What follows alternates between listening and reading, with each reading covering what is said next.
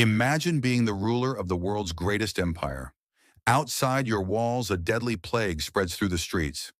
Soldiers are dying on distant borders.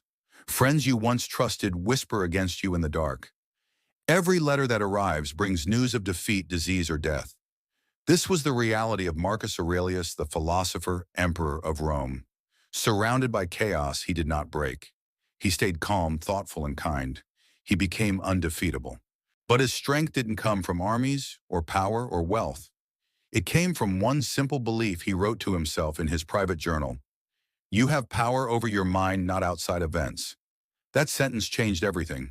And it can change you too. Part 1. The World on Fire. In the year 165 AD, the world stood on the edge of despair. The mighty Roman Empire, once the symbol of order, reason, and power, was crumbling beneath the weight of an invisible enemy. The Antonine Plague had spread like wildfire across the land, sweeping through cities and villages, leaving silence where laughter used to live. The streets of Rome smelled of smoke and sickness. The markets were empty. Temples were full of frightened prayers, and soldiers returned home, not as heroes but as carriers of death. The empire that had conquered nations was now losing the war against nature itself. At the heart of this storm stood one man, Emperor Marcus Aurelius. He was not only a ruler, but a philosopher, a thinker, and above all, a man trying to stay human while the world demanded that he be more than human. Every day he faced the same choice we all face: to surrender to chaos or to stay calm within it. While the Senate argued and the generals plotted, Marcus chose silence. Every night after the noise of the empire faded, he would retreat to his writing table, light a small oil lamp, and open his journal. In the flickering glow, he wrote not to command but to understand. His words were not for the people, not for history, but for himself. He wrote to tame the storms inside. He wrote to remind himself that control begins not with armies or gold, but with thought. And he wrote one sentence that would echo through centuries. You have power over your mind, not outside events. Realize this, and you will find strength. That single thought became his anchor. It reminded him that while plagues destroy bodies and wars ruin cities, only our judgments can destroy our peace. This is the first lesson of Stoicism, the discipline of perception. We cannot always control what happens to us, but we can always control how we see it. Between the chaos of the world and the calm of the soul, there lies a small space, the space of choice. Marcus understood that emotions are like storms. They rise without warning, they crash with fury, but if you stand still long enough, they pass. And when they pass, you remain, stronger, clearer, wiser. Many nights Marcus wrote about death not out of fear, but as a reminder. Do not act as if you were going to live 10,000 years, he wrote. Death hangs over you. While you live, while it is in your power, be good. He did not write to escape life, but to live it more fully. Stoicism was not about suppressing emotion. It was about mastering it, holding both pain and peace in the same hand. In his journal, he spoke to himself as both student and teacher. If it is endurable, endure it, he told himself. If it is not, then stop complaining. Your destruction will also mean its end. These were not the words of a man detached from reality. They were the words of someone surrounded by suffering yet determined to stay upright when everything else was falling apart. Each night as the plague worsened, Marcus' faith in human reason grew stronger. The universe is change, he wrote. Life is opinion. To him, this meant that everything changes: wealth, fame, health, even love. What remains constant is how we choose to interpret those changes. One evening, as the plague took yet another friend, Marcus closed his eyes and whispered, "The obstacle is the way." The same path that causes pain, he realized, could lead to wisdom. Every loss carried a lesson, every failure a seed of strength. The Stoics believed that adversity is not punishment, but preparation. The fire that burns the wood also forges the steel, and Marcus was becoming steel. He watched as Rome trembled, but he did not. He ruled not through fear, but through example. He refused luxury when his people starved. He refused despair when his people panicked. He chose stillness, and from that stillness, he found clarity. If we look closely, his situation was not so different from ours. The world still trembles with uncertainty. Each of us faces our own plagues: loss, failure, doubt. The same storm that struck Marcus strikes us too, only in different forms. And yet the same truth remains: we are not the storm. We are the observer, the thinker, the one who decides what the storm means. Marcus taught us that peace is not found in escape but in endurance. It is not given by the world, it is built within. So tonight, if your world feels like it's on fire, if plans fall apart, if people disappoint you, if the future feels uncertain, remember the emperor who wrote by candlelight while the empire collapsed around him. He did not run from the storm. He became the calm within it. And that is where true strength begins, not in changing the world, but in mastering the way you see it.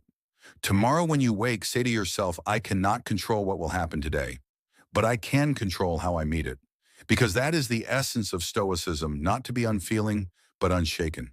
This is how Marcus Aurelius, a man surrounded by death and chaos, became unbreakable. And in learning his lesson, we take the first step toward becoming undefeatable ourselves. Part 2, the 3 powers of a Stoic.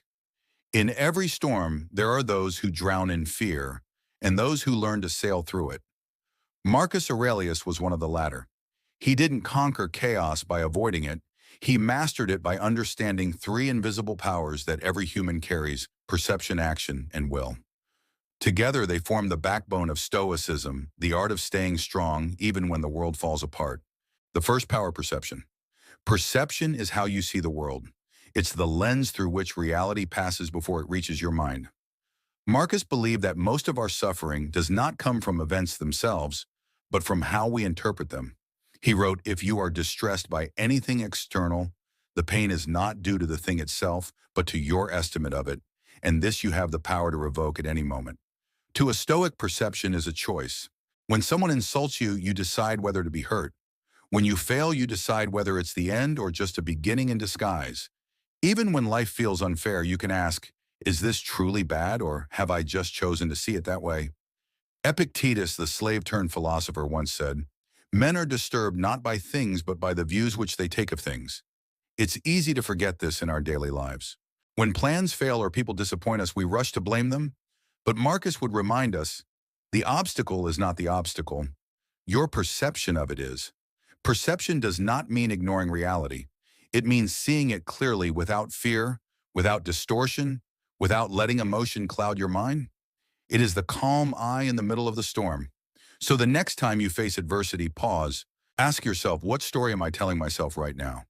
Is it one of defeat or one of growth? Because your perception writes your reality. The second power, action.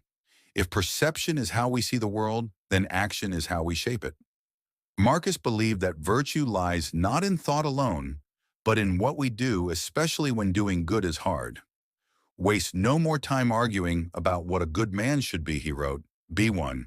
A Stoic does not wait for ideal conditions to act. He acts rightly even when the odds are against him. He moves forward not because success is guaranteed, but because doing what is right is reward enough. When the plague consumed his empire, Marcus didn't hide behind palace walls.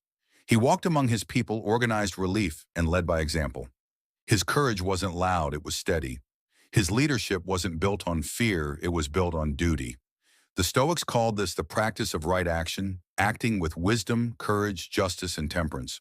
Seneca wrote, we suffer more in imagination than in reality. And he was right. The hardest part of doing the right thing is not the act itself, but the fear that precedes it. So take one action today that aligns with your values, even if it's small. Send the message you've been avoiding. Apologize when pride wants silence. Help someone who can give you nothing in return. Because in the eyes of a Stoic, every right action, no matter how small, strengthens the soul against the chaos of the world. The third power, will.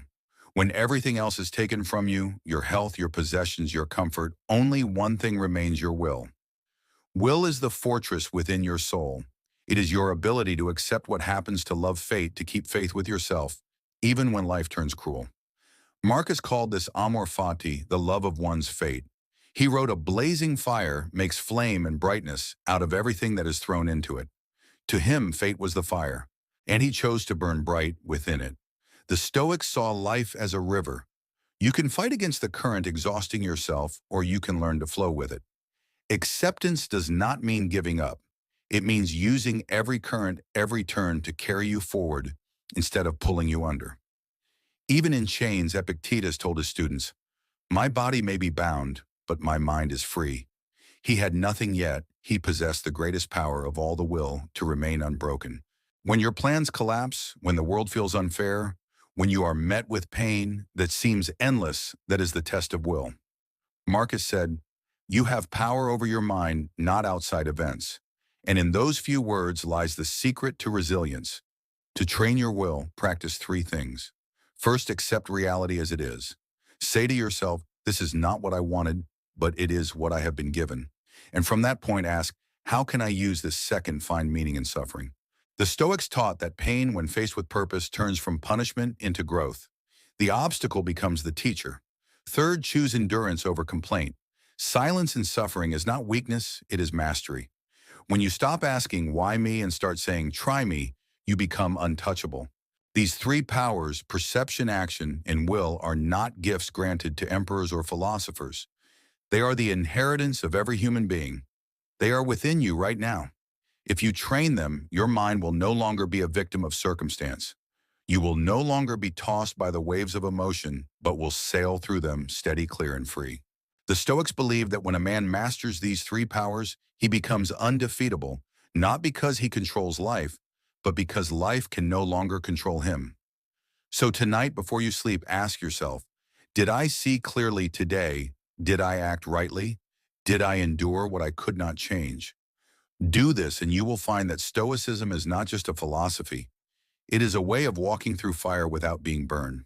And tomorrow we will see how Marcus turned these powers into daily practices, how to train the mind to remain calm, grateful, and strong in every storm. Part 3, 5 Practices to Build an Undefeatable Life. Marcus Aurelius once wrote, "Waste no more time arguing about what a good man should be. Be one." And that is what he did, not by talking, but by living. For Marcus, Stoicism wasn't a theory to memorize. It was something to practice every single day. Because wisdom is useless without application, and strength is born only through repetition. In the heart of the Roman Empire, while the world around him trembled, Marcus followed 5 simple but powerful practices. 5 habits that helped him remain calm, humble, and unbreakable in a world on fire. 1. The morning reflection. Expect everything. Each dawn before the empire awoke, Marcus began his day in silence. He would remind himself of one simple truth. Today I will meet people who are ungrateful, arrogant, deceitful, jealous, and selfish. To most this might sound pessimistic, but to Marcus it was preparation. He knew that anger and disappointment come not from what happens, but from expecting the world to be different than it is. By expecting hardship, he trained his mind to stay steady. He could no longer be surprised by cruelty, no longer thrown off balance by injustice. So when you wake tomorrow, do the same. Take one deep breath and tell yourself everything that could happen might happen, and I will meet it calmly. Because expectation is armor, and those who prepare their minds are never caught off guard. 2. The practice of voluntary discomfort, strength through simplicity. Despite being the most powerful man in the world, Marcus lived simply. He slept on hard beds, ate plain food, and walked among soldiers. He reminded himself daily that comfort is not the goal of life, character is. The Stoics called this voluntary discomfort a way to build gratitude and strength. Seneca once said, set aside a few days each month where you live with the bare minimum, rough clothing, simple meals, and say to yourself, is this the condition I feared? When you choose discomfort on purpose, you learn that you can survive without luxury. You learn that your peace does not depend on possessions, but on perspective. Try it yourself. Skip the unnecessary luxury for a week. Sleep without a pillow, eat simply, walk instead of driving. It's not punishment, it's training. Because a mind that can endure discomfort is a mind that cannot be broken. 3. The view from above, rise beyond yourself. When the burdens of leadership grew heavy, Marcus practiced something called the view from above. He imagined himself rising higher and higher above his palace, above Rome, above the earth. From that vast height, the things that once seemed enormous, his problems, his pride, his pain, all became small. He would whisper how tiny a portion of the infinite is assigned to each of us. How small is even the greatest fame. This exercise taught him humility and perspective. It reminded him that we are all just travelers on the same planet, brief sparks in an endless universe. The next time you feel overwhelmed, close your eyes. Picture yourself floating above your life, your home, your city, your world. From up there, you will see how light your troubles really are. The view from above doesn't make life smaller, it makes your soul larger. 4. The dichotomy of control. Focus only on what's yours. Marcus wrote often about one of the greatest Stoic lessons, the separation between what we can control and what we cannot. He said the chief task in life is simply this: to identify and separate matters so that I can say clearly to myself which are externals not under my control and which have to do with the choices I actually control. Our thoughts, our actions, our effort, these belong to us. The opinions of others, the weather, the past, these do not. And yet we spend most of our lives chasing what isn't ours, trying to change. People rewrite history, control outcomes. But peace begins the moment you stop trying to control what you can't. So ask yourself today, what belongs to me? If it's outside your mind, it's not yours. Let it go. When you live by this principle, you free your energy for what truly matters, and that freedom feels like peace. 5. The evening reflection. The art of improvement.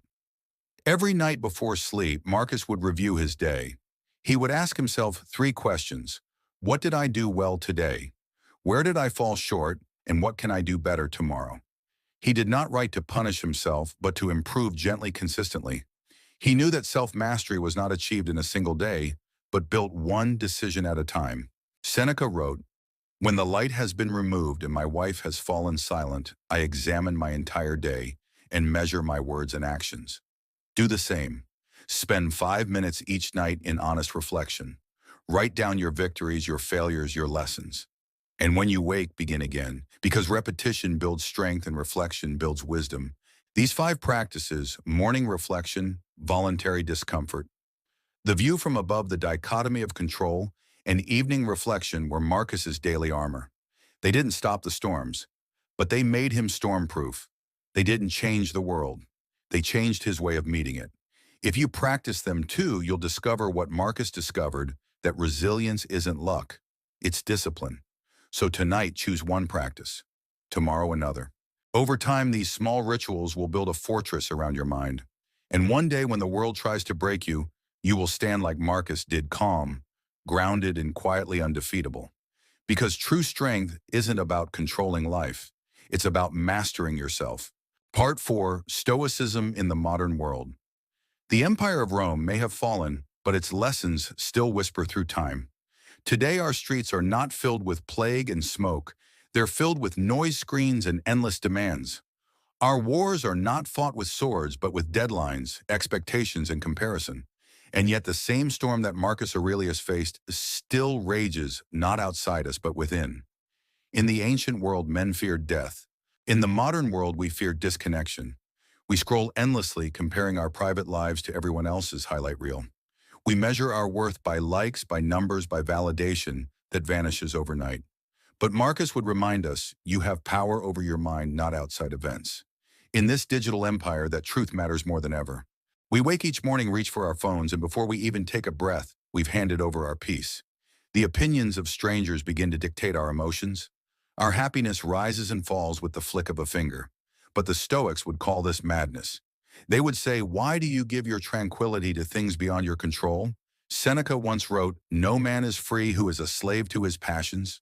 And today our passions wear new faces: attention, approval, envy, fear of missing out. True freedom, the Stoics teach, does not come from escaping the world, but from mastering the self within it.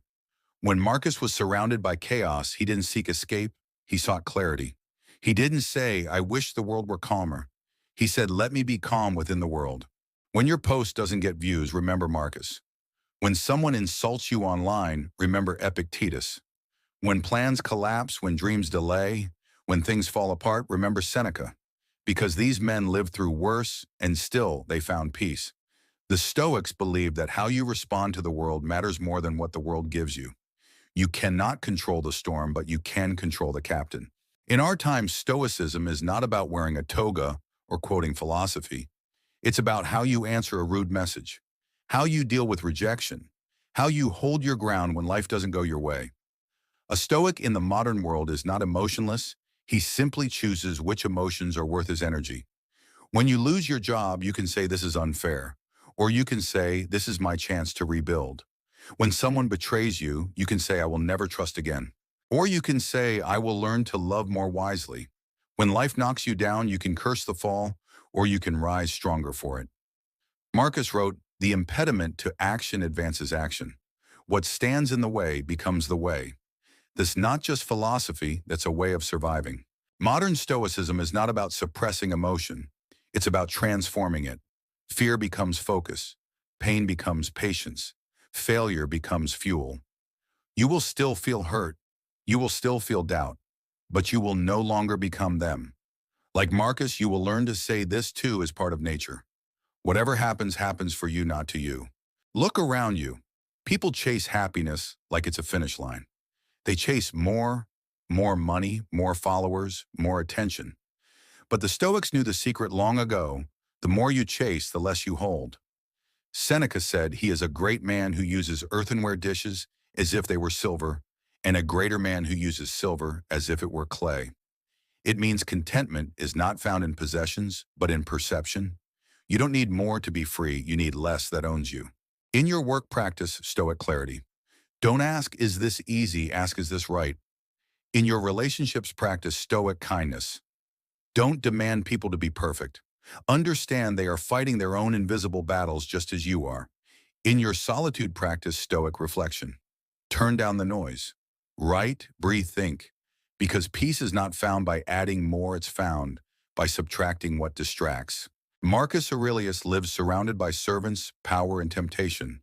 Yet he wrote, "It is possible to be happy even in a palace." And he was right, because happiness was not a gift he received. It was a skill he practiced. If Marcus could find peace while ruling an empire in chaos, then we can find peace while holding a phone in our hands. The tools are the same. The noise is louder, but the mind is still yours to master. So tonight, before you sleep, ask yourself, how much of my peace did I give away today? To comments, to worries, to things I cannot control, and then whisper, I reclaim it. Because the modern world does not destroy peace, it only distracts you from it. And the moment you return to yourself, the moment you choose calm over chaos, discipline over impulse, purpose over pleasure, you become what Marcus became, calm in the fire, steady in the storm, and quietly undefeatable. Tomorrow we'll take the final step to understand what it truly means to be undefeatable. Part 5. What it means to be undefeatable. There is a story not of victory but of endurance. It is the story of a man who lost his teacher, buried his children, faced betrayal, war and plague, and still found peace. That man was Marcus Aurelius. He was not undefeatable because he never suffered. He was undefeatable because nothing, not even suffering, could make him lose himself. To be undefeatable does not mean you never fall. It means that every time you do, you rise with more clarity than before. Marcus wrote, "The mind adapts and converts to its own purposes the obstacle to our acting. The impediment to action advances action. What stands in the way becomes the way." To him, life was not something to be conquered, but to be understood. And once you understand it, you realize the battle is never outside. It has always been within. The world will test you. It will take what you love. It will twist your plans and silence your prayers. But the Stoic knows no one can take what is truly yours, your character, your virtue, your choice to respond with courage. Everything else is borrowed: your body, your reputation, your possessions. They can be lost in a single moment, but who you choose to be, that is untouchable. Seneca said, "You may chain my leg, but not even Zeus can conquer my will." That is the essence of being undefeatable, not the absence of pain, but the mastery of response. In every age, people ask, how can I be strong? How can I stay calm when everything falls apart? And the answer has never changed. You become strong not by avoiding pain, but by transforming it. You become calm not by escaping chaos, but by training your mind to remain still inside it. Epictetus taught this to his students, men who were broken, poor, enslaved. He said, "Do not seek for events to happen as you wish, but wish for events to happen as they do, and your life will flow smoothly." This is the art of harmony, of becoming one with life instead of fighting against it. Marcus lost many of his children. Each time his heart broke, and yet each night he wrote again. He did not run from grief. He walked through it. He wrote, "Loss is nothing else but change, and change is nature's delight." Even in sorrow he found understanding. Even in death he found reason to live well. Because to him the greatest tragedy was not death, but to waste the life that remained. To be undefeatable means to live by principle even when no one is watching. To act with justice when injustice seems easier. To forgive when bitterness feels justified. To persist when everything in you wants to quit.